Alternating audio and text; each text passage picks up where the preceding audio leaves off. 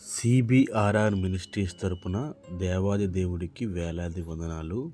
అలాగే ఈ వాక్యం వింటున్న మీ అందరికీ దేవుని కృప ఎల్లప్పుడూ మీ పైన ఉండునుగాక. దేవుడు మన స్వరూపమందు మన పోలిక చొప్పున నరులను చేయుదుము.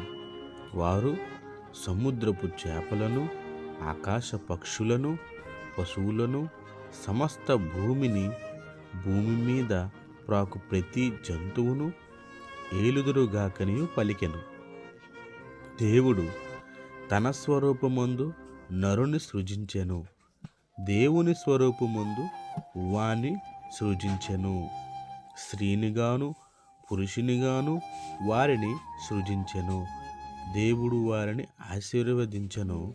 ఎట్లనగా, మీరు ఫలించి అభివృద్ధి పొంది విస్తరించి భూమిని నిండించి దానిని లోపరుచుకునుడి.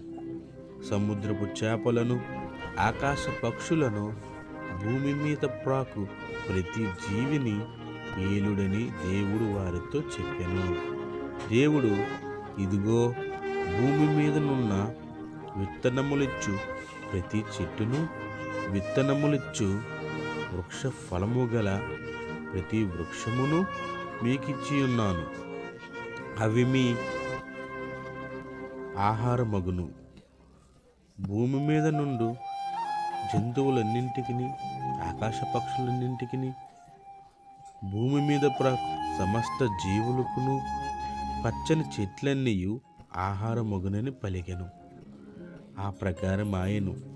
దేవుడు తాను చేసినది యావత్తును చూచినప్పుడు అది చాలా మంచిదిగా నుండెను. ఆ సమయమును ఉదయమును కలుగగా ఆశీర్వదనమాయెను. దేవుడు తన పరిశుద్ధ వాక్యాన్ని మనల్ని ఫలింపచేయునుగాక. ఆమేన్.